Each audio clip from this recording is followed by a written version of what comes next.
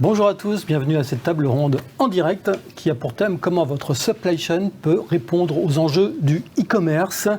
Et pour répondre à cette question, j'ai le plaisir d'accueillir sur le plateau de Supply Chain Village Antoine Bernard, vous êtes le directeur général de Sitewell, Guillaume Mullier, que un certain nombre d'entre vous connaissent déjà, qui est le directeur du développement d'Adameo, Yann Raganès, déjà aussi un habitué du plateau, donc directeur commercial de Matic, c'est bien ça ? Tout à fait. Et Patrick Henrion, donc vous êtes le directeur général de Boa Concept. Patrice, ouais. Patrice, pardon, on m'a dit Patrick. Patrice. J'aurais répondu quand même.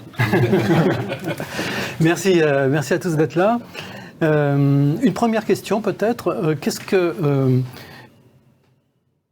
finalement le e-commerce a changé fondamentalement dans la gestion des flux et l'organisation d'une supply chain ?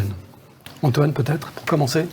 Oui, merci Jean-Philippe. Donc c'est une vaste question. Donc je partirai d'abord du consommateur. Ce qui est extraordinaire, on peut parler d'une évolution, voire d'une révolution de l'offre déjà, par rapport au marché traditionnel. Donc voilà.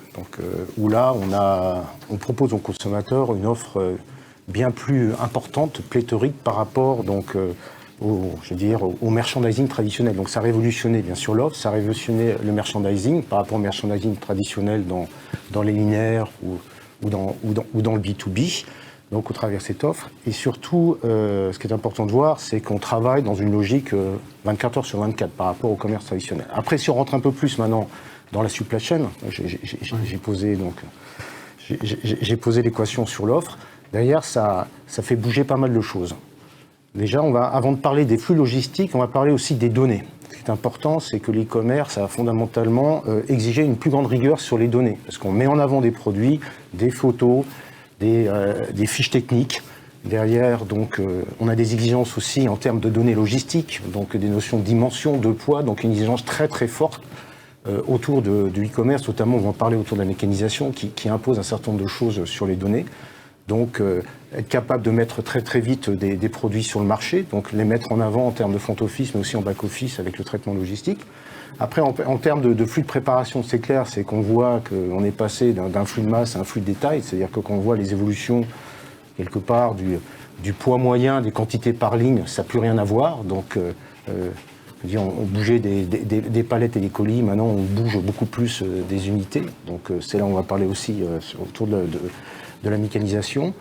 Évolution aussi en matière de transport beaucoup plus fin, beaucoup plus capillaire, donc livrer différents points, c'est à la fois donc des boutiques, à la fois des relais colis, à la fois des consignes, les fameux lockers dans les centres commerciaux, ou aussi bien au niveau des gares. Puis on voit se développer aussi beaucoup ce qu'on appelle des consignes dans les grands ensembles immobiliers. Donc ça a pas mal révolutionné aussi, on voit apparaître la notion de drive, donc, parce qu'on va parler de différentes techniques, donc pick and deliver, pick and collect, donc l'émergence des drives, notamment au niveau de l'alimentaire, mais il y a des choses qui se passent aussi dans d'autres secteurs au travers de ces drives. Donc tout ça pour vous dire que ça, voilà, il y a une très grande évolution. Alors faut surtout pas opposer quelque part donc les industriels traditionnels, la distribution traditionnelle avec les plus périodiques du e-commerce. On voit quelque part se dessiner, donc c'est vraiment important, des notions de digital. C'est l'alliance, entre les deux mondes, le meilleur des deux mondes, entre le monde des pure players du e-commerce et le monde, de l'industrie, de la distribution traditionnelle. Comment prendre le meilleur des deux mondes ? Donc il y a les pure players d'un côté, mais les distributeurs industriels, donc sur le canal traditionnel, réfléchissent beaucoup. Et on voit que ça se développe énormément autour de l'omnicanalité. Ça, c'est très, très, très important.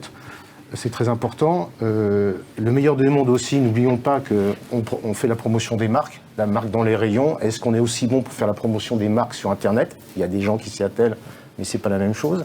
Donc la relation de proximité aussi, donc le magasin encore tout son savoir-faire et tout son pouvoir de persuasion, donc sur le conseil, sur le service après-vente. Alors, il y a des gens qui sont très bons aussi côté pure player sur le conseil et le service après-vente, mais quelque part donc il y a cette évolution de la distribution traditionnelle, du monde traditionnel vers le monde du digital, donc à côté bien sûr des pure players. Alors ça fait beaucoup de sujets à traiter. Je vous propose qu'on fasse un petit tour de table pour que chacun puisse se présenter et après on va rentrer dans le détail des points que vous venez d'aborder. Alors peut-être pour commencer, Antoine, si vous voulez vous. Donc vous oui, Antoine présenter. Bernard, donc directeur général de Sitwell. Donc Sitwell Consulting est une société de conseil donc en management qui se focalise sur la supply chain, donc la performance des opérations et le service client.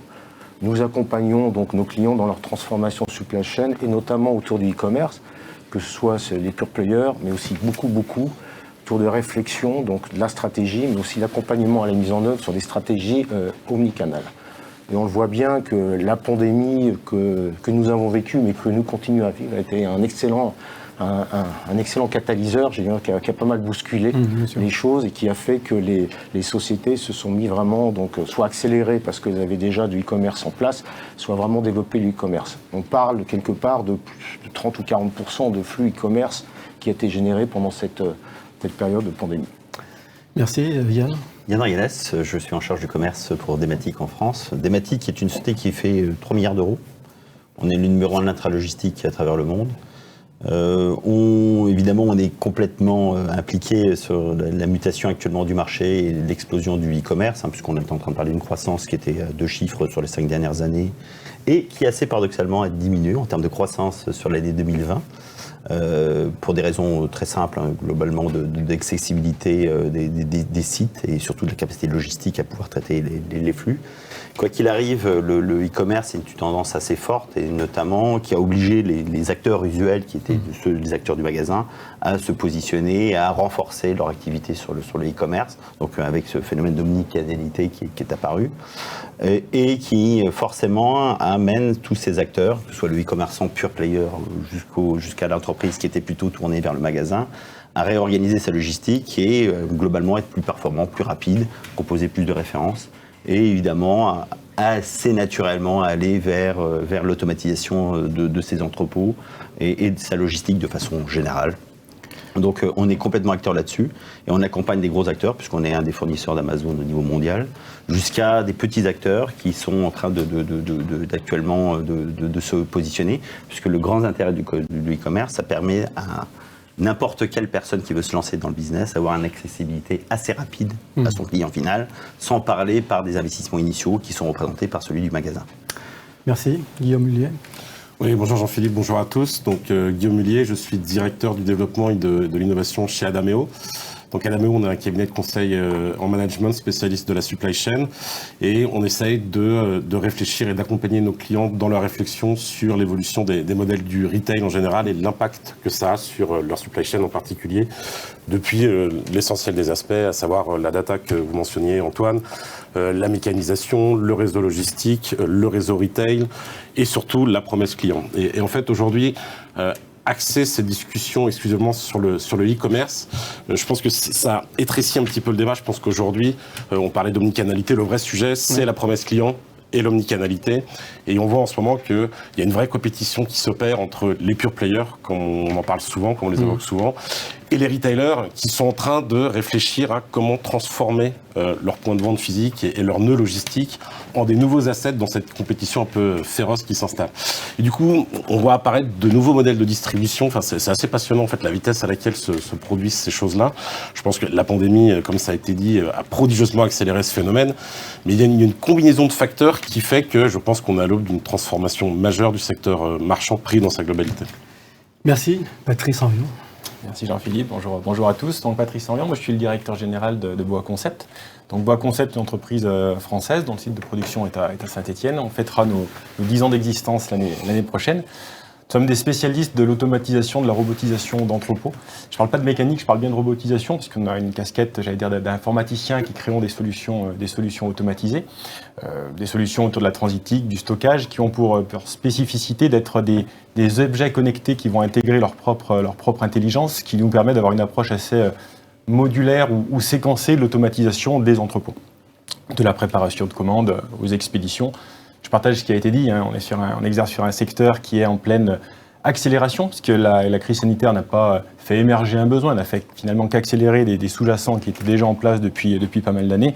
Et voilà, on adresse des clients pure players parfois, retailers, mais des gens qui en fait je partage un peu l'analyse qui a été faite, je ne veux pas trop segmenter, c'est des gens qui ont une problématique commune, qui sont des exigences clients qui s'accélèrent, une logique de supply de plus en plus tournée vers l'épicerie, si je puis dire, au sens noble du terme, avec des flux qui augmentent, des tailles de colis à traiter de plus en plus petites. Et voilà, notre activité porte sur l'accompagnement de tout type d'acteurs, de toute taille, sur l'automatisation de leur entrepôt. D'ailleurs, si je peux me permettre, cette transformation s'applique aussi au monde du B2B, puisqu'on voit désormais des acteurs du B2B qui ne travaillaient qui ne passaient que par des distributeurs, qui commencent à s'installer sur des marketplaces, qui du coup voient leur propre flux se transformer brutalement. En fait, les frontières entre les différentes typologies d'affaires sont en train de s'estomper assez fortement. Donc, c'est les modèles économiques en général de distribution qui sont impactés par cette émergence de l'omnicanalité. Merci. Je vous rappelle que vous pouvez dès maintenant poser vos questions aux intervenants. Ils se font un plaisir d'y répondre à la fin du débat. On voit l'automatisation, c'est quand même un sujet qui est, quand à l'issue de ce tour de table, on voit bien au centre du débat, quand on parle d'e-commerce, d'omnicanalité. Mais est-ce que c'est un sujet qui concerne tout le monde ? Je veux dire, est-ce que vraiment l'automatisation aujourd'hui, c'est un sujet qui s'est démocratisé ? Est-ce qu'il est accessible, je dirais, aux gens qui arrivent sur ce marché du e-commerce, de la vente en ligne? Alors, je pense qu'il s'est démocratisé pour deux raisons. La première, d'abord, c'est que l'offre aujourd'hui de technologies intralogistiques est en croissance exponentielle.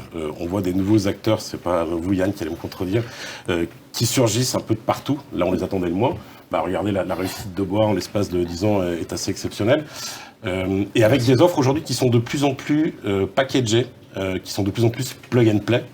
C'est-à-dire qu'auparavant, Domatic était très réputé pour mettre en œuvre des grands systèmes très personnalisés.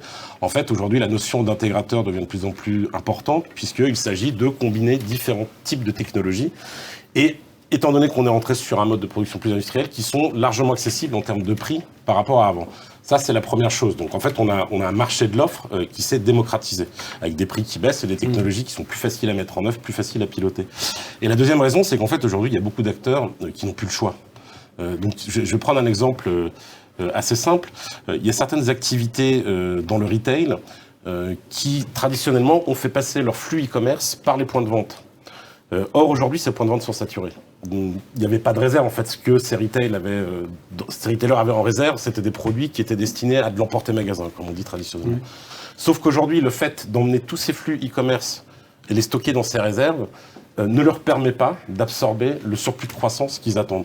Donc en fait, aujourd'hui, la seule solution que ces gens ont, c'est soit finalement d'automatiser, de densifier les réserves pour accélérer le flux, soit de mettre en place des entrepôts de débord, donc ce qui rajoute du coût.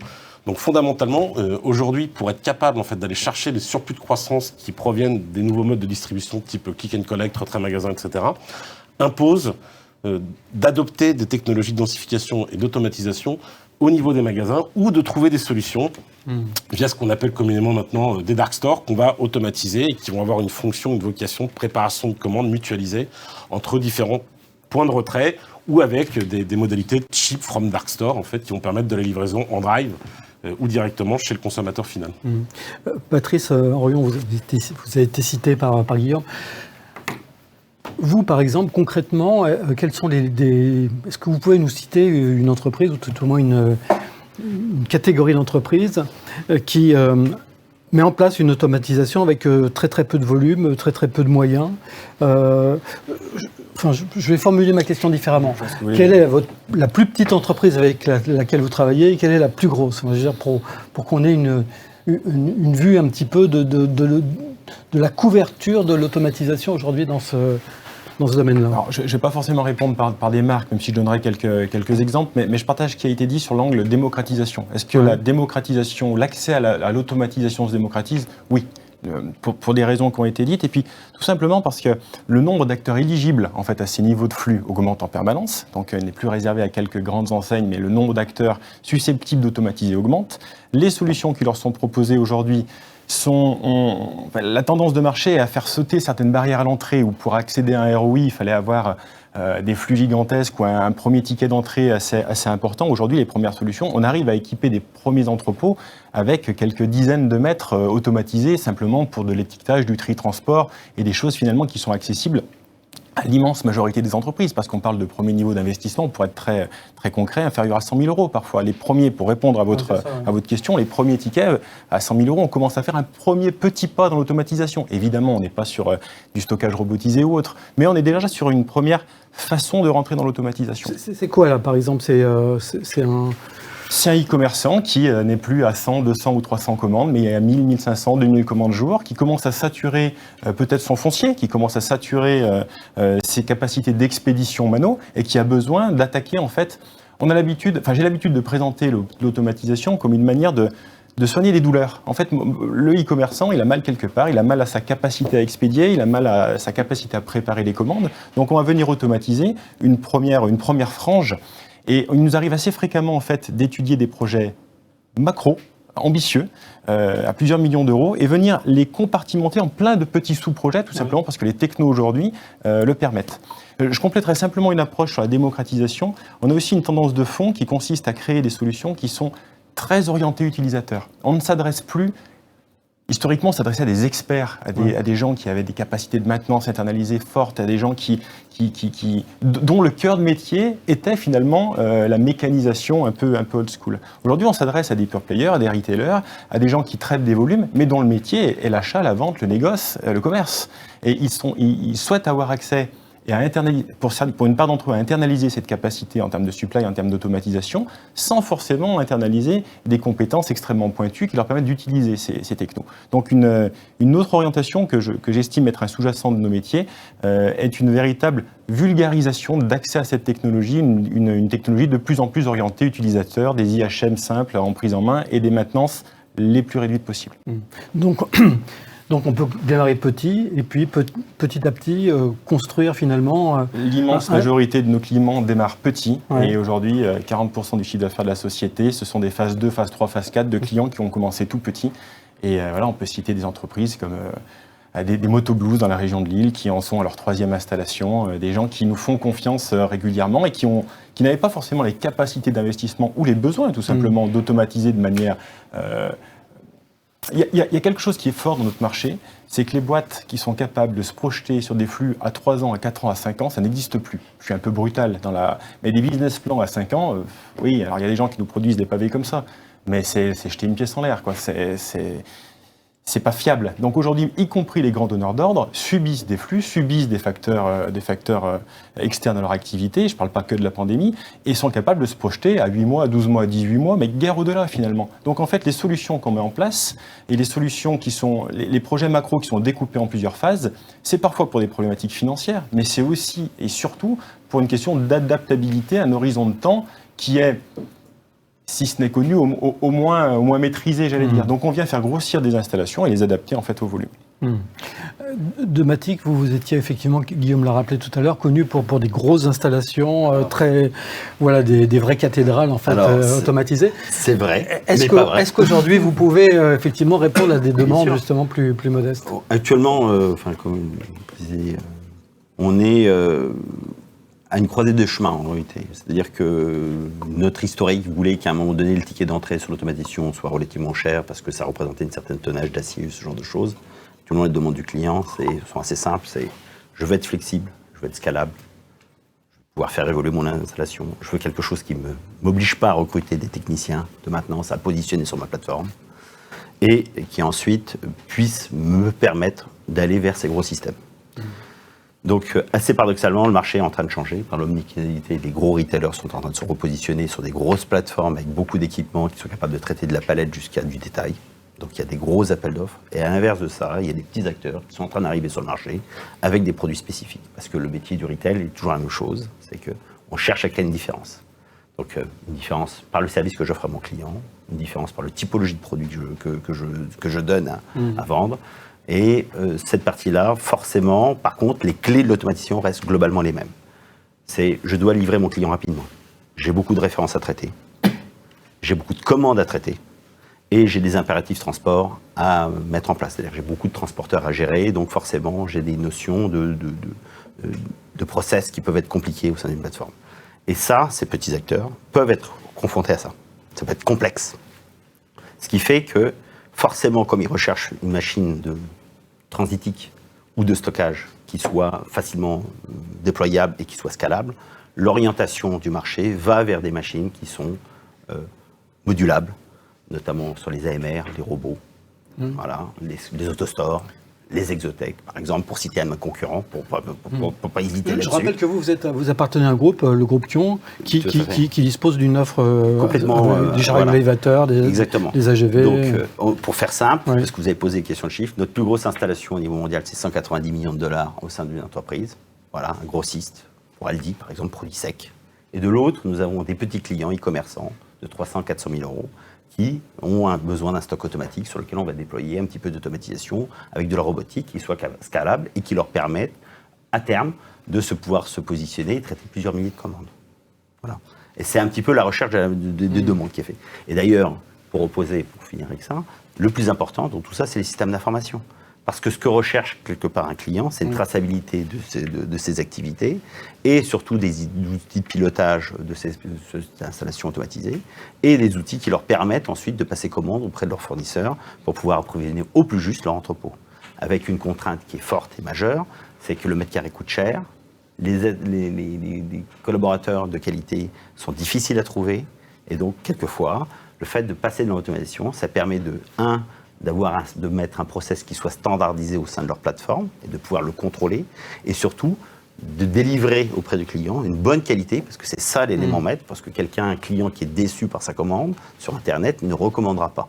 Donc de capter quelque part des clients et l'automatisation permet de le faire parce que ça permet d'avoir un haut niveau de qualité et de rendu auprès du client et surtout de livrer le client en temps et en heure. Et vous parliez des systèmes d'information, finalement, est-ce que c'est pas ça la vraie révolution, je dirais, de la... C'est le fait d'enchasser plusieurs technologies sous même coupe et qui soient à la fois capables... Avec une intelligence déportée sur les lignes de préparation, alors qu'avant c'était hyper centralisé et que justement, de par cette centralisation, il était difficile finalement de créer, comme c'est le cas aujourd'hui, des systèmes... de la valeur par rapport à ça. Évolutifs. Tout à fait. C'est-à-dire que nos clients, on parlait de Dark Store par exemple, ce Dark Store, il faut qu'il soit alimenté par quelque chose. Donc soit par le fournisseur en direct, soit éventuellement par une grosse plateforme régionale. Et les gens, globalement, cherchent un outil de pilotage qui va pouvoir suivre cette flux qui provient donc de cette plateforme massifiée vers le Dark Store et de Dark Store vers éventuellement certains points intermédiaires comme les lockers, ce genre de choses. Et donc, à partir du moment où le client va reprendre sa marchandise au sein du locker, par exemple, instantanément, c'est remonté au niveau de la chaîne pour demander un réapprovisionnement du point qui a servi ce locker. Et donc ça, cette recherche permanente d'avoir des technologies qui soient capables de s'en chasser selon le besoin du client, parce qu'à un moment donné, c'est le besoin du client qui va définir la typologie de technologie qui doit être déployée. Donc l'idée, ce n'est pas de travailler sur dire je vends telle technologie ou je vends telle technologie, c'est je vends un système, un écosystème qui est polymorphe et qui soit capable de s'adapter aux besoins du client. J'aimerais juste compléter rapidement ce qui a été dit, parce que c'est important. Oui, ça s'est beaucoup démocratisé, mais j'allais dire attention. Alors, c'est vrai que c'est difficile de se projeter, c'est important de se dire, parler de l'avenir, parce que les gens ils ont une visibilité 1 ou 2 ans sur leur évolution, de leur distribution, leurs canaux de distribution et autres. Mais quelque part, donc, le ROI peut être très structurant, ou certaines installations peuvent être quand même un peu structurantes. Donc ces investissements qui peuvent être lourds, même si on a des ROI plus rapides. Et attention à certaines hypothèses que l'on prend. Parce que derrière, si votre mix produit change énormément, si votre mix client change énormément, ça peut venir vraiment perturber.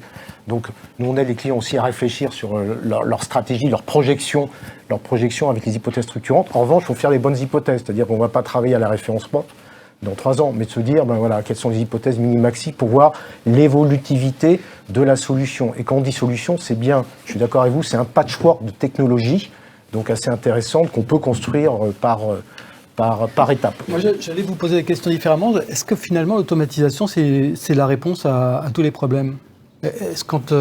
Est-ce qu'il y a des cas où finalement l'automatisation n'est pas souhaitable ? Non, je dirais déjà, il y a certains produits un peu plus difficiles à automatiser en préparation, les encombrants, les produits très volumineux. Alors ok, on peut les stocker dans les transstockers, mais dès qu'on est sur la préparation, ça commence à être plus compliqué.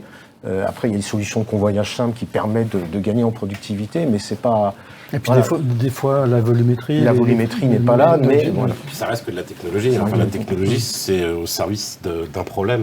Donc, réfléchir à son problème en se disant je vais mettre de l'automatisation, ça va me résoudre mon problème, c'est la certitude de se tromper. Je pense qu'il faut avant tout essayer de bien analyser la problématique qu'on a, la typologie des flux, le nombre de références. Qu'attendent mes consommateurs, ce que vous avez dit Antoine, je pense que on le dit tous en fait ici, le vrai enjeu c'est le client de nos clients. C'est qu'est-ce qu'il attend en termes de qualité de service, quelle est la promesse que notre client lui fait. Et nous, notre métier, c'est d'essayer, en analysant tous ces paramètres, de construire la meilleure solution qui se doit d'être modulaire, agile, s'inscrire dans un business plan à court terme avec un ROI facilement atteignable, qui soit scalable. Et dans ce sens-là, pour revenir sur la question de la démocratisation, oui, on commence à avoir des installations qui démarrent à des seuils très bas, avec en plus des nouvelles solutions de financement qui commencent à apparaître, où on est capable de financer des ramp-up aujourd'hui. Donc typiquement, on a des questions qui se sont posées pour nos clients AutoStore qui veulent en fait commencer à déployer des autostores dans plusieurs dark stores, et qui disent oui, le problème c'est que je ne vais pas commencer à payer tout de suite une activité qui va démarrer dans 6 mois, donc comment on s'organise? Aujourd'hui, on a des partenaires qui permettent de financer ces ramp-up. Mais l'enjeu principal, et je crois que ça a été très bien dit par Yann, c'est la vraie question, c'est comment on va orchestrer cette omnicanalité, et finalement, ces projets qui sont des projets technologiques, le vrai enjeu, c'est le système d'information qui va piloter. C'est la vraie complexité, c'est le système d'information. C'est comment on va orchestrer tous ces flux, tous ces échanges entre tous les équipements qui vont configurer l'entrepôt. Et pour moi, c'est ce qu'il y a de plus complexe et difficile à mettre en œuvre. Alors justement, comment on fait on parle d'order management, par exemple. Comment ces systèmes-là dialoguent, communiquent avec un système d'order management? Comment...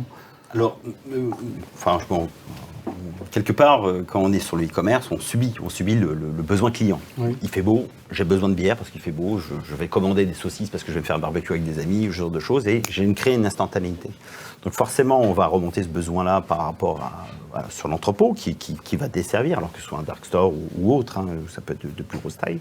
Mais quoi qu'il arrive, si nous, on est dans un outil qui est quelque part automatisé, qui peut avoir une configuration qui est diverse, hein, ça peut être du stockage automatisé, l'aide à la préparation de commandes, qu'importe, mais avec l'outil de pilotage, forcément, on va commencer tout de suite à enregistrer les besoins du client et à partir de là, générer des order management et avec un certain nombre d'éléments qui peuvent être pris en compte, hein, qui peuvent être notamment des phénomènes historiques, d'historisation, du feeling humain, parce qu'il y a quand même une intervention humaine qui est toujours extrêmement importante, et avec des algorithmes assez complexes, pour pouvoir lancer, en order management, de lancer donc des commandes auprès des fournisseurs, pour que, quelque part, on ne soit pas sur la rupture. Parce qu'à nouveau, dans le e-commerce, la rupture est catastrophique.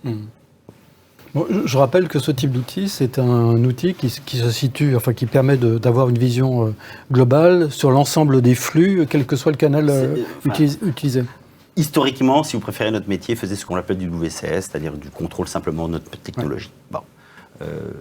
La difficulté qui est actuellement claire, notamment sur l'e-commerce, qui a bien été mise en évidence, c'est que la première approche était sur la partie transport, parce que le transport coûte cher dans l'e-commerce. C'est-à-dire que comparativement entre la valeur ajoutée de ce que vous pouvez trouver dans l'intérieur d'un entrepôt et le moment où vous livrez, c'est la livraison qui coûte cher. À partir du moment où vous faites commencer à faire de la livraison en termes de système d'information, forcément, à peu près la deuxième demande, c'est l'optimisation des achats. Et donc, à partir de là, de pouvoir contrôler ce qui est en train de se passer.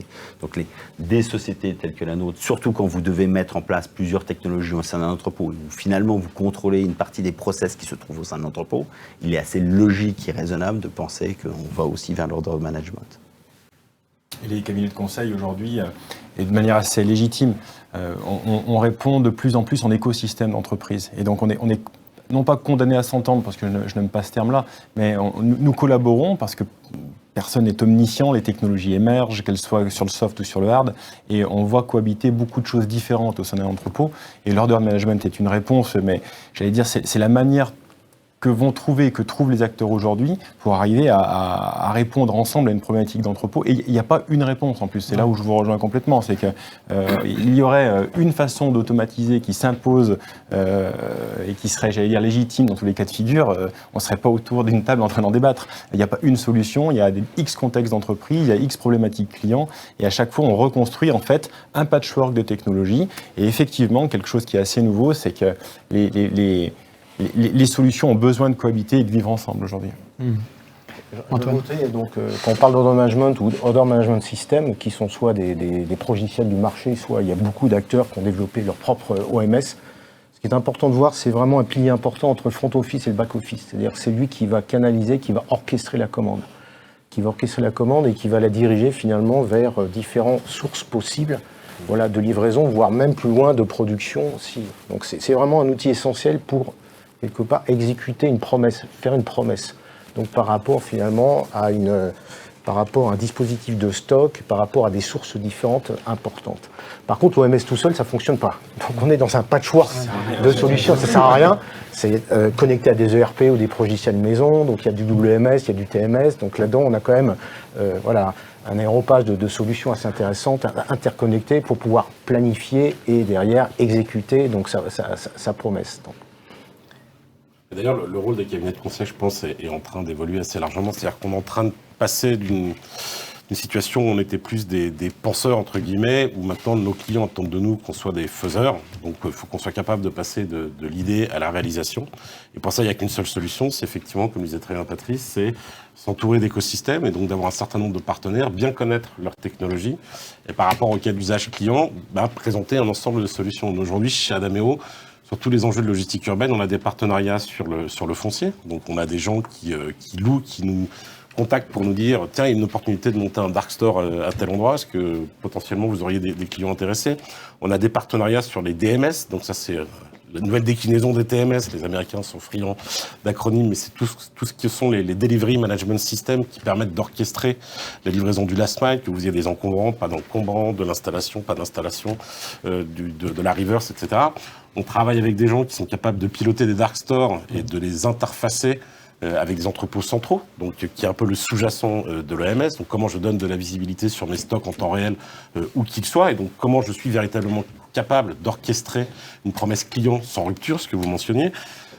On travaille avec des technologies d'automatisation, de mécanisation, et d'où notre valeur ajoutée aujourd'hui, c'est d'être capable d'arriver avec une approche solution, d'être architecte solution, d'être garant du bon interfaçage entre toutes ces compétences et toutes ces expertises, et d'accompagner le projet jusqu'au moment où on peut tourner la clé et tout fonctionne bien, on l'espère.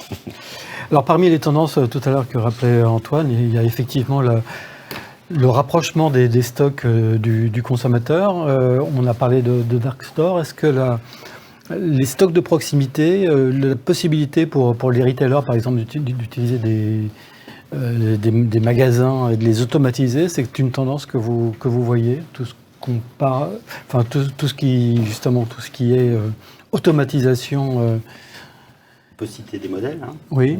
Gorillaz, voilà, c'est un dark store. Ils ont des points dans lesquels ils préparent, et ils vont faire de la livraison autour de leur magasin, enfin magasin entre guillemets, il n'y a pas de client. Donc ils vont livrer directement le consommateur. Donc ils sont directement dans un modèle directement dark store.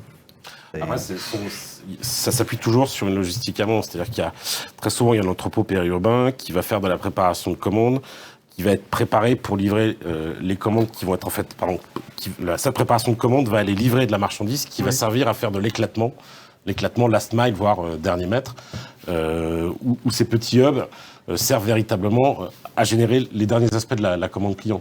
Mais il y a d'autres modèles, c'est-à-dire que dans l'alimentaire aujourd'hui, leur enjeu c'est le click and collect. Ils ont un vrai problème, je mentionnais le problème des réserves aujourd'hui, mais comment font-ils pour proposer plus de références en click and collect que celles qu'ils ont véritablement en magasin? Comment font-ils pour faire en sorte que l'expérience click and collect ne soit plus perturbante pour le consommateur lambda? Je ne sais pas comment vous le vivez vous, mais quand vous allez faire vos courses et que vous avez un préparateur de l'enseigne chez qui vous êtes qui prépare du click and collect, je trouve ça moi personnellement un peu pénible. Donc en fait, ce facteur fait qu'aujourd'hui, il y a un certain nombre d'enseignes, de grandes enseignes de l'alimentaire qui disent finalement, je vais peut-être centraliser, mutualiser ma préparation click and collect dans un gros dark store. Et au lieu d'avoir 8 000 à 10 000 références disponibles en click and collect, je vais peut-être pouvoir les monter à 15, 20, avec plusieurs impacts positifs. Premièrement, ils vont limiter la casse lors des préparations. Aujourd'hui, un retailer facture véritablement que 93,5% de sa commande. Donc en automatisant, il va passer à 98,5%, donc c'est ça le chiffre d'affaires en plus. Il va fidéliser les clients qui vont avoir accès à un plus gros référentiel, qui vont avoir une expérience d'achat plus satisfaisante. Et donc la seule solution pour ça, c'est d'investir des espaces qui commencent à être rendus accessibles par ailleurs par des gros opérateurs. Je pense à la RATP notamment, qui est en train de lancer pas mal d'appels d'offres pour mettre à disposition des espaces qui sont en train de rénover pour faire de logistique urbaine. Donc en fait, on voit véritablement une transformation des modèles où des espaces qui étaient dédiés à de la maintenance par exemple, aujourd'hui sont transformés pour faire de la logistique urbaine et faire de la vraie préparation de commandes en cœur de ville pour adresser des enjeux click and collect de plusieurs enseignes. C'est le cas actuellement. Enfin, nous, on travaille déjà avec certains gros retailers, donc sur la livraison de drive ou directement livraison à domicile, sur des ensembles qui sont limités à 5-6 000 m² dans lesquels on va effectuer énormément de lignes, sur lesquels on a une accessibilité sur 15 à 20 000 références pour pouvoir permettre, entre le moment où vous passez votre commande et le moment où vous pouvez éventuellement retirer celle-ci, vous avez 4 heures à peu près. C'est quoi? C'est des réserves magasins qui étaient il y a les deux typologies. Ouais. Il y a la réserve magasin qui est utilisée pour faire éventuellement du drive à coller, tout simplement, et qui va permettre de faire du click and collect et faire du home delivery. Vous avez des modèles où vous avez des plateformes beaucoup plus massives parce que vous avez des drives qui sont très concentrés, où vous avez accessibilité sur le nord, par exemple, de la région parisienne, sur lequel vous allez créer une plateforme qui va desservir l'intégralité de ces drives, faire l'intégralité des click and collect sur sa zone d'achalandise ou mettre à disposition. Donc vous avez tous les typologies de modèles. Donc on a d'ailleurs, et c'est ce mix un petit peu technologique de dire à la fois pour certains produits, je vais faire un petit peu de ramasse dans le magasin pour certains produits de type. Je vais avoir une zone de préparation manuelle pour des références type le pack d'eau, parce que tout le monde commande un pack d'eau généralement quand on est sur Internet, et qui est encombrant et qui est pas forcément pertinent économiquement de mettre dans un système automatisé. Et de l'autre, vous avez un complément qui est sur l'outil automatisé. Les trois flux doivent se rejoindre avec une optimisation transport, donc avec des fonctions de bufferisation qui sont demandées quelque part derrière tout ceci. Donc le modèle est réellement en train de changer, avec d'ailleurs deux approches totalement différentes. Certains qui veulent se concentrer sur un cœur de business qui veut limiter le nombre de références qu'ils vont présenter, et de l'autre, à l'opposé, qui veulent présenter l'intégralité des références, voire plus que ce qu'ils peuvent présenter au magasin.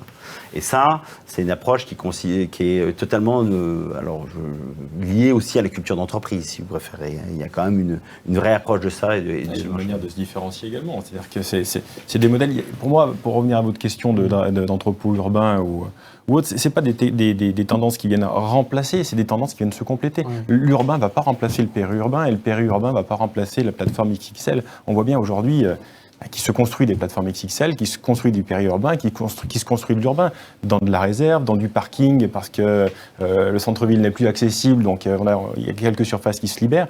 Et l'idée, c'est vraiment de trouver...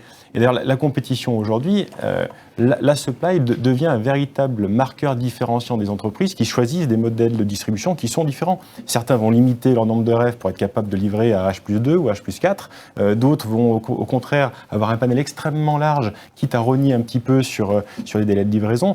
Et là où certains se différenciaient historiquement, on va dire par le prix ou par le nombre de magasins ou la proximité avec le consommateur, les modèles de distribution, la supply devient un élément différenciant des marques. Et encore une fois, au même titre que l'automatisation n'a pas une seule réponse, le modèle de distribution d'entrepôt n'a pas un seul modèle, la réponse n'est pas unique. Mais d'ailleurs, s'adapter à cette situation fait qu'il y a quand même un des enjeux pour les enseignes aussi aujourd'hui, c'est de commencer à accepter de faire sauter des verrous de réflexion. C'est-à-dire que il y a beaucoup d'enseignes qui considéraient, par exemple, non, mais je dois avoir une largeur de référence exceptionnelle. Sauf qu'en fait, ils se rendent compte aujourd'hui qu'il y a certains produits qui tournent tellement pas, mais qui prennent tellement de place, qu'il va peut-être falloir repenser la chose. Et cette révolution vient du besoin supply. C'est-à-dire que le besoin de gestion du flux est tellement important qu'il faut faire de la place. Et donc, il y a un moment, on vient discuter avec le retail, on dit, je veux bien, mais là, vous avez ces références qui tournent absolument jamais. Ça nous coûte une fortune en termes de place et en termes de BFR. Il va falloir peut-être commencer à réfléchir différemment. Donc, en fait, on est vraiment en train d'assister à une transformation des modèles. Enfin, l'automatisation, c'est pas donné non plus. Enfin, j'imagine qu'il y a quand même un calcul de rentabilité qui doit être fait pour vérifier la pertinence de l'automatisation. Il y a toujours une recherche de valeur ajoutée. C'est-à-dire, personne n'achète de l'automatisation s'il n'y a pas un gain. Alors, à tout niveau. Soit un gain de conquête de marché, soit un gain économique en termes de retour sur investissement. Ou, entre guillemets, de capacité à traiter. Oui, je rajouterais deux choses, que c'est important. Il n'y a pas une tendance. Quelque part, c'est bien raisonné par rapport à la promesse. Donc, il y a des gens qui font du click and deliver, du click and collect, c'est deux choses différentes. Et puis il y a du click and deliver, on voit bien, on parlait un peu de centralisation sur le click collect là, dans le monde de la grande distribution, mais on voit aussi l'émergence, un peu c'est venu des étrangers d'ailleurs qui ont lancé ça pendant la pandémie, donc de petits magasins, donc en centre-ville, on voit qu'ils rachètent, donc il y a 1000 références. Il y a 1000 références qui sont capables de livrer notamment l'alimentaire en 1 heure ou 2 heures. Donc avec en plus une très forte intégration, c'est-à-dire que contrairement à certains qui ont utilisé des tierces parties, donc des prestataires comme Deliveroo pour faire de la livraison, il y en a d'autres qui jouent complètement l'intégration avec leur propre personnel, mais sur une largeur de gamme relativement courte. C'est vraiment par rapport à la promesse. Donc on a vraiment un patchwork finalement de solutions en fonction des environnements. Et pour parler, donc pour rebondir sur ce que disait Guillaume, ce qui est important aussi, c'est que le magasin, il est toujours important dans le dispositif. Et donc, là, on voit qu'on a plutôt tendance à vider les réserves de magasins où le linéaire est fait pour positionner le facing, en fait. Donc, avoir les bonnes références. Pas trop, mais les bonnes références, se dire finalement, le stock, on va le mettre en réserve. Alors, parfois, on a du stock, bien sûr, il y a les PLV, il y a les promotions, c'est important de les avoir dans le magasin.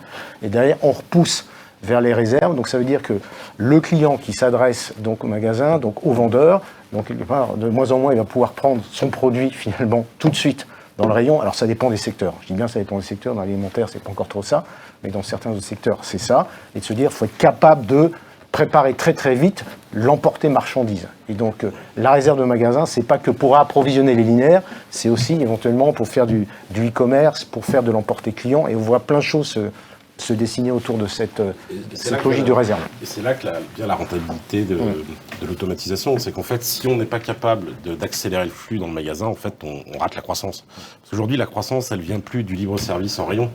Donc, globalement, ils sont tous à 1,5 de 2% par an. Par contre, ils voient tous que d'ici 3-4 ans, ils peuvent faire plus 40, plus 50 sur l'emporter magasin. Donc, s'ils ne sont pas capables d'accélérer le flux via l'automatisation, donc d'être capables de traiter beaucoup plus de marchandises dans le même temps, en fait, ils vont rater leur perspective de croissance. Donc c'est comme ça qu'en fait l'automatisation va se rentabiliser. C'est accélérer le traitement du flux, sa qualité, et être en mesure de répondre à la promesse client. S'ils ne le font pas, ils vont perdre leurs clients et ils n'iront pas chercher les 40% de croissance attendue. Il y a une recherche de la productivité au mètre carré. Oui. Clairement, une recherche et de références déployées au mètre carré. Oui. Donc, et on est toujours dans cette compétition aussi avec Amazon, avec cette fameuse course à la vitesse et ce que je trouve amusant chez Amazon, c'est que ils sont quand même en train d'investir dans le physique. Oui. Donc ce qui veut bien dire en fait qu'aujourd'hui, dans les modèles du futur, c'est vraiment du digital. C'est la capacité de combiner des nœuds logistiques physiques, une expérience client physique avec du online. C'est pour ça que limiter en fait les bienfaits de la supply chain ou comment la supply chain peut répondre juste au e-commerce, je pense que c'est un ensemble de choses. Je partage, il y a des statistiques différentes là-dessus. C'est plus de 50, quasiment 50% des gens ont vérifié leurs produits avant de l'acheter sur Internet, ou l'inverse. Ils l'ont vérifié sur Internet avant de l'acheter dans le magasin. Et c'est 50% ça. Donc à un moment donné, les deux mondes ne sont pas en opposition l'un à l'autre, c'est complètement complémentaire. Complètement complémentaire. Personne n'achète une voiture sur Internet avant de l'avoir vue chez un concessionnaire. C'est pas que la course à la vitesse. Alors on voit si dans l'alimentaire maintenant, dans les zones urbaines, se développer de la livraison en 2 heures. Mais par contre, si on prend Amazon, donc c'est pas forcément. Donc, il y a des offres en 48 heures, 72 heures. Donc il y a des délais de livraison qui sont pas non plus. Parfois, donc c'est plus rapide, mais on voit bien qu'il y a des secteurs qui, avant la révolution Amazon, livraient beaucoup plus rapidement. Donc, dans le monde de la presse, dans le monde de la pièce automobile, avec des livraisons de nuit. Donc ça existe depuis très très longtemps. Depuis très très longtemps. Ne croyez pas que Amazon a révolutionné. Donc c'est en fonction des promesses que vous faites. Et donc voilà. Et donc le client est prêt parfois à attendre un peu plus, à condition qu'on soit capable d'exécuter sa promesse. Pardon, Antoine, il y a un enjeu, je pense, qu'on n'a pas vraiment évoqué, mais qui va devenir de plus en plus prégnant et critique, c'est l'écologie et le green. C'est-à-dire qu'en fait, aujourd'hui, je pense que le consommateur e-commerce, il n'est pas du tout éduqué. Il ne se rend pas du tout compte de ce qu'il génère en termes de contamination quand il achète. Il n'est pas rationnel par rapport à ses convictions écologiques, il n'est pas rationnel dans sa consommation e-commerce. Et je pense que ça risque de transformer un petit peu aussi le recours au e-commerce dans le futur. Et en particulier le e-commerce de proximité avec justement des magasins qui évitent que des trop longues distances. Et puis qui peut faciliter la reverse logistique, la gestion des retours. On en est encore à des niveaux de retour. Alors je prendrais comme exemple le secteur de l'habillement, où on est encore très loin de nos confrères anglo-saxons sur le volume de retour qu'on génère dans la supply du vêtement. Donc le fait d'avoir également de la logistique d'entrepôt et du magasin va donner certains avantages à des acteurs qui jouent l'omnicanalité, le digital, pour peut-être faciliter une gestion des retours qui deviendra petit à petit un élément également différenciant, comme certaines marques l'ont déjà fait dans la chaussure ou autre. Oui. N'oublions pas le législateur aussi. C'est important de préciser que l'impact du législateur, notamment sur Paris, où à un moment donné, les gens sont quand même obligés d'une façon ou d'une autre pour pouvoir... Des réglementations qui sont propres à chacune des villes. Donc, de l'autre côté, c'est travailler sa promesse, mais tout en prenant compte, finalement, des réglementations propres. Il y a très différentes d'une ville à l'autre. Donc, c'est peut-être là aussi où l'IA va aider à mieux interpréter ça, donc à mieux se focaliser. Puis, il y a un autre point aussi, on parle de RSE, mais il y a le côté sociétal et le côté RH. Et donc, j'ai oublié de le dire, dans les grandes évolutions, c'est que l'e-commerce a fait exploser, finalement, la logique. Alors, j'aime pas le terme, mais on appelle ça de tâcheron. C'est l'ancien régime. Il y avait des gens qui étaient payés à la tâche. Ouais. Voilà, donc ça s'est fait. Maintenant, on revient un petit peu en arrière. Regardez ce qui s'est passé en Espagne. L'Espagne vient de légiférer en disant Deliveroo, tout ça. Maintenant, c'est des contrats de travail. Donc, on revient au contrat social, donc du salariat. Donc, certains ont bien compris pour dire si je veux maîtriser ma chaîne de bout en bout, ok, il faut que j'aille là-dessus. Donc, c'est le côté aussi sociétal qui doit être réfléchi. Je vous rappelle que si vous voulez poser des questions, c'est le moment. Je me tourne vers la régie pour savoir si nous avons déjà des questions. Hervé, peut-être des questions ? Oui, bonjour Jean-Philippe. Nous avons déjà donc, quelques questions. Donc une première question. Les outils de type OMS sont-ils orientés vers les commandes fournisseurs ou vers les commandes clients ? Alors, qui souhaite répondre ? Pour moi, le principe de l'OMS, c'est déjà j'ai une commande client qui arrive, donc se dire qui est connecté à un système, et je veux pouvoir l'orienter vers des sources de livraison qui peuvent être directement mon entrepôt, mon usine, ou vers un fournisseur dans le cadre de marketplace, à condition qu'on ait des engagements, on sait à quoi s'en tenir, est-ce qu'on a accès au stock du fournisseur, est-ce qu'on sait en quel délai il est capable de livrer directement ou passer en cross-docking donc par mes propres entrepôts. Donc c'est avant tout pour moi un outil qui va orienter, orchestrer la commande client, qui est bien l'interface entre le front office et le back office. Donc il va traiter aussi la commande fournisseur donc, dans cette logique-là. Rajouter. Non, je partage complètement. Autre question ? Alors là, la personne qui pose cette question a entendu parler de DMS aux États-Unis. Quels sont les apports par rapport aux fonctions du WMS et ou des ERP ? Ce serait plutôt par rapport au TMS, je pense. Oui, c'est ce que j'allais dire. En fait, le DMS, c'est un Delivery Management System. On peut citer deux acteurs qui sont assez connus en France, qui sont Bring et Whoop. En fait, ils proposent des solutions qui permettent d'orchestrer, on parle encore d'orchestration, les livraisons du last mile, du e-commerce. Donc ça, ils ont plein de solutions qui permettent aux chargeurs, typiquement, de mettre en concurrence plusieurs transporteurs du last mile et de choisir celui qui sera le mieux à même d'assurer un ordre de transport en fonction d'un certain nombre de critères qu'ils vont définir, qui peut être le prix, la qualité de la flotte, la qualité perçue du transporteur. Ils sont capables également d'organiser des rendez-vous, ils sont capables de faire de la reverse, ils sont capables de planifier de l'installation. Donc ce sont des gens en fait qui ont été plus loin par rapport à un TMS traditionnel dans la réflexion sur le e-commerce, c'est pas la même chose que de faire du transport middle mile, etc. Donc quelle valeur ajoutée j'offre aux utilisateurs de ma solution pour satisfaire encore une fois le consommateur final dans un contexte e-commerce. Y compris les retours. Y compris les retours. C'est très important, c'est 30 ou 40% du flux. Merci Hervé. Vous avez évoqué les problématiques du foncier. Aujourd'hui, les entrepôts sont rares et les difficultés de prévision poussent parfois à choisir des stratégies de location plus que d'investissement. Les solutions de stockage automatisées sont-elles compatibles avec une stratégie de location d'entrepôt ? Oui. Il y a 8 ans, on a déposé une marque qui s'appelle Convoyeur as a Service. Nous, on reste convaincus chez Bois Concept que la logique d'investissement, l'économie de l'usage touchera notre activité, y compris dans l'automatisation de l'entrepôt. Et aujourd'hui, on est capable de louer des chaînes automatisées, tout simplement parce que la valeur, elle n'est plus dans l'ingénierie et dans la mise en place, elle est internalisée dans les systèmes de transitique et de stockage, qu'on est aujourd'hui capable de déménager, qu'on est capable de faire évoluer, d'emmener d'un entrepôt à l'autre. Donc aujourd'hui, on a des clients qui louent leur système de convoyage, qui louent leur système automatisé, et on est dans une logique où Je ne serais pas étonné qu'à moyen terme, on facture des systèmes automatisés au nombre de cartons qui en sortent, parce qu'on est dans une économie qui s'oriente vers l'usage et il n'y a pas de raison valable qui mettrait notre secteur de la supply en dehors de ces problématiques. Ça fait longtemps que j'en entends parler, je n'ai pas l'impression... Enfin, ça reste une activité vite, qui reste marginale. Le secteur n'est pas complètement acculturé à ça. Ouais. Je viens d'un monde qui était plus habitué à ça. On jurait il y a 10 ans qu'un garagiste ne louerait jamais son matériel. Aujourd'hui, tout ce que vous avez à l'intérieur d'un garage est loué.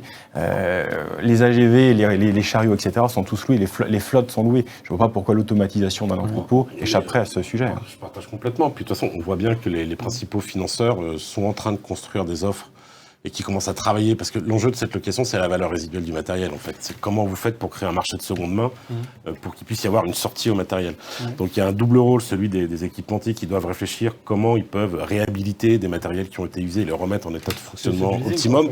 Oui, mais en fait, on y va tout droit. Il y a des gros équipementiers qui sont en train de travailler sur des offres très précises où ils vont facturer, en fait, il y aura un upfront, ils factureront à l'article préparé à la commande. Si vous me permettez, c'est pas que du leasing. Parce que le leasing, c'est un montage financier. On parle de RSE, on parle de green business. La capacité à réutiliser des modules, à recréer de la valeur, à avoir un marché de seconde main, c'est également une certaine responsabilité de ne pas avoir des solutions qui finalement sont jetables. On a besoin d'avoir des solutions qui sont réemployables, d'arriver à faire du rétrofit et d'arriver à utiliser. Vous le faites, on a une activité aujourd'hui de marché de seconde main. On équipe du matériel d'occasion sur certains entrepôts, tout simplement parce qu'avec 10 ans d'existence, Bois Concept avait une promesse il y a 10 ans de modules qui internalisaient leur valeur. Aujourd'hui, il y a des entrepôts qui déménagent. On a déménagé des installations entières et des lignes de plusieurs centaines de mètres d'un entrepôt à l'autre. Ça arrive assez régulièrement. Dans le cas des thématiques, on fait partie du groupe Ion, donc c'est les chariots. Donc le chariot, on fait du leasing et on fait du refurb. Donc toutes les technologies actuellement, toutes les recherches de recherche et développement sur le marché de l'automatisation vont vers le flexible, le scalable et le pay-per-use. Voilà. Donc, et qui vont même tenir compte demain des fluctuations saisonnières, ce genre de choses. J'arrive en novembre, les fêtes de Noël arrivent, j'ai besoin de plus de matériel à déployer, je déploie plus de matériel pour pouvoir avoir plus de capacité et je retire le matériel une fois que la saison des retours est passée au mois de janvier, ce genre de choses, et pour pouvoir retraiter. Et c'est le volonté justement d'avoir un plateau suffisamment de business, parce que c'est ça la problématique, c'est avoir un plateau de business suffisamment important pour pouvoir justement constituer quelque chose où ponctuellement on va pouvoir redéployer du matériel. Il y a des offres de robots as a service qui existent maintenant. Donc en fait, en fonction de le pic d'activité, vous allez prendre un niveau moyen de robot, puis quand on s'approche des fêtes de Noël, vous allez augmenter de 30%, et puis vous allez redescendre ensuite. Donc tout le monde a besoin d'agilité, donc c'est charge aux acteurs du secteur de la mettre en œuvre au travers d'offres innovantes. Je pense qu'il faut aller au-delà du make or buy traditionnel, donc pour rebondir sur la question de l'auditeur en disant ok, j'ai ma logistique internalisée, ou je vais l'internaliser parce que je peux investir et je peux mécaniser, alors que si je passe par un prestataire logistique, le prestataire logistique n'est pas forcément mécanisé. Alors il y en a qui se mécanisent de plus en plus, mais voilà, mais tous les schémas, faut pas opposer ça en disant le prestataire n'est pas mécanisé, moi je peux mécaniser. Donc on l'entend trop souvent. Donc attention, il y a des choses qui s'opèrent. Une question qui nous vient de Dakar. Quels sont les paramètres à prendre en compte pour automatiser les flux physiques de stockage et de livraison dans le cadre d'une activité e-commerce ? Vous avez 2 heures. Qui souhaite répondre ? En fait, il faut regarder la nature des flux, la base article, faire un profil de commande et essayer de regarder en fait comment peut se comporter le flux entrant, le flux sortant, et ensuite essayer de dimensionner le système en fonction d'une productivité attendue, d'un nombre de shifts, de la surface existante, c'est tous ces facteurs-là. Du client.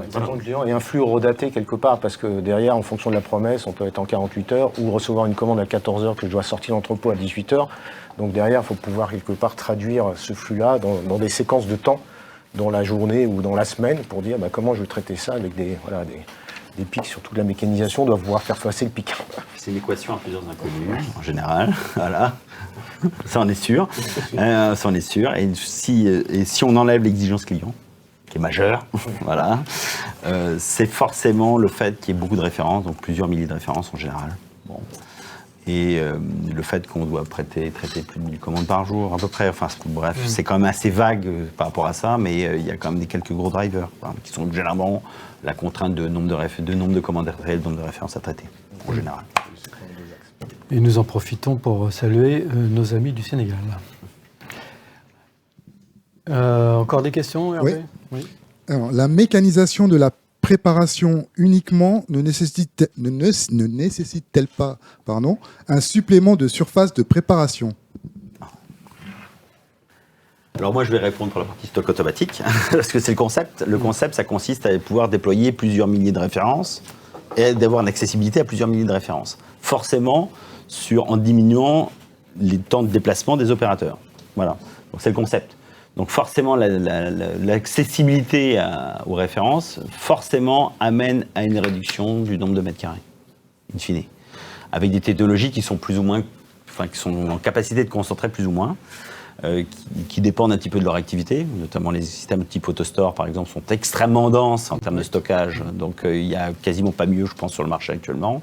Et après évidemment, c'est toujours lié, c'est-à-dire que quand vous concentrez énormément, vous avez des problèmes d'accessibilité à la référence, et l'inverse est vrai, c'est-à-dire que plus vous avez d'accessibilité rapide et moins vous avez de concentration. Donc c'est à nouveau des équations délicates. Et le typologie, justement, c'est pour ça que l'histoire actuellement de l'éclatement technologique, de dire, selon la problématique, je vais déployer tel ou tel système, est toujours importante et complètement liée aux besoins du client, en réalité. À partir de quelle taille on peut équiper une réserve magasin, par exemple? Moi, j'ai eu des demandes de l'ordre de 300-400 mètres carrés dans lesquels on va déployer plusieurs milliers de références. Voilà. Ouais. Alors, on a fait un dimensionnement sur 60 mètres carrés. Oui, sûr. Et on a fait un test pour...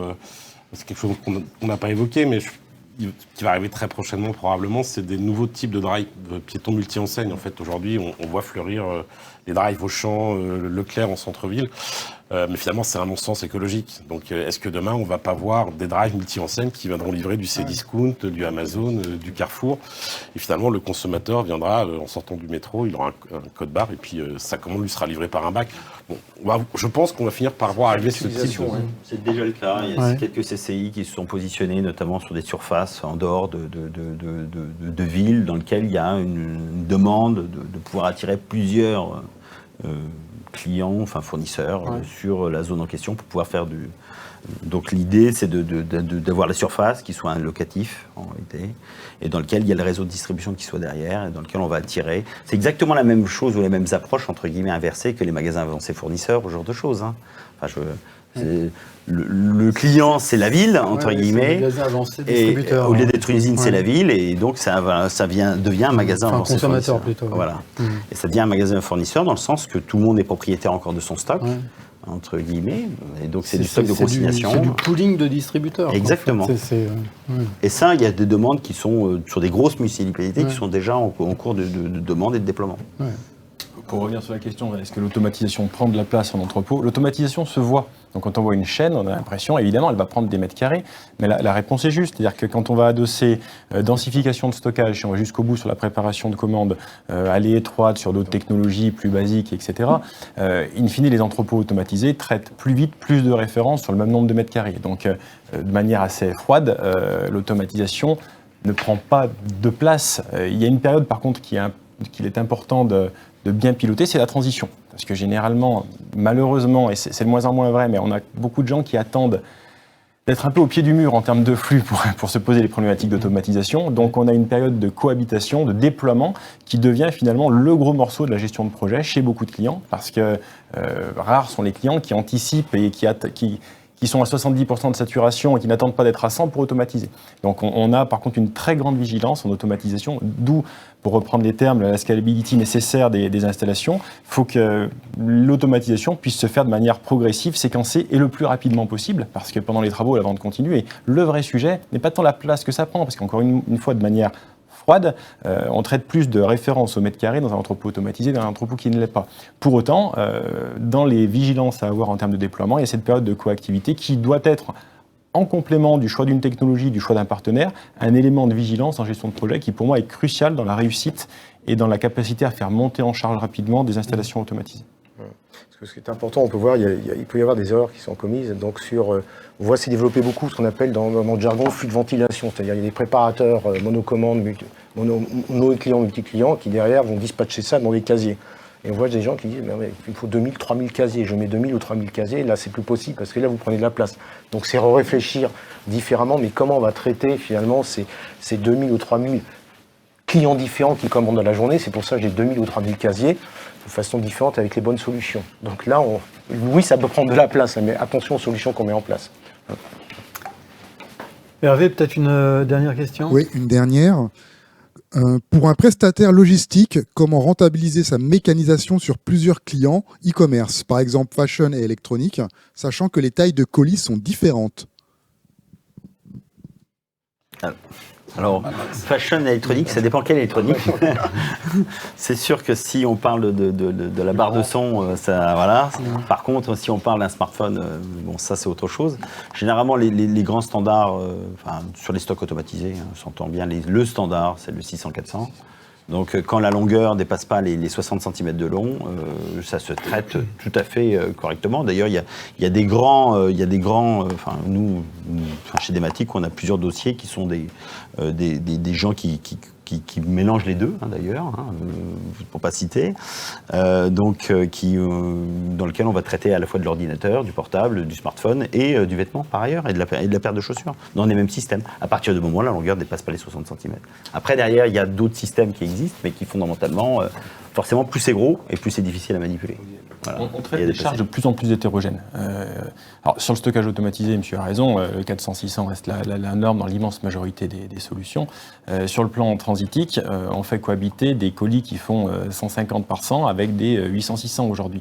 Donc, le côté je traite de plus en plus de charges hétérogènes, et d'ailleurs carton ou poche plastique, ou plastique ou autre, avec le plastic bashing, mais on a vraiment des chaînes qui sont amenées à traiter des charges très hétérogènes au sein d'un même client, et nous on a de plus en plus de clients aujourd'hui qui rentabilisent leur installation, également en faisant un peu hôtel logistique, pour prendre des vieux termes, en faisant de la presta pour compte d'eux, et des gens qui viennent masquer ou gommer une certaine saisonnalité. Quand vous êtes dans le déguisement ou dans le festif, oui, il y a des périodes où vous avez moins d'activité, donc ou quand vous êtes dans le sport d'hiver, rentrez des maillots de bain, et on arrive en fait à avoir des gens qui développent tellement leur capacité de leur prestation avec de l'automatisation, qui cherchent également à en développer la rentabilité en exerçant pour compte d'eux. Synthétiquement, il existe des prestataires qui font du multi-client dans leurs installations automatisées. C'est ça. Et il y en a de plus en plus. Et il y en a de plus en plus. Et c'est important de rentabiliser parce que ce sont des assets, quoi. Il y a des investissements qui peuvent être élevés. Donc, je me disais, il y a des gens qui utilisent peu leur capacité. Donc, ça tourne en 1.8 parfois, donc parfois en 2.8. Alors, faire la maintenance, c'est clair. Mais derrière, il y a des notions de saisonnalité. Donc, ces clients-là cherchent à être prestataires aussi logistiques pour dire, trouvons finalement d'autres clients, donc qui ne sont pas mes concurrents, bien sûr, qui ont des profils de clients équivalents, des profils de commandes équivalents pour venir finalement rentabiliser mon installation. Je crois que ce sera le mot de la fin. Merci beaucoup, messieurs, pour nous avoir éclairé sur ce qui nous a permis d'avoir un débat intéressant et une vision plus précise sur les tendances et les évolutions qui nous permettent de mieux répondre aux défis du e-commerce et de l'omnicanal. Merci à vous de l'avoir suivi et nous vous donnons rendez-vous très bientôt sur le plateau de Supply Chain Village. À très vite. Merci.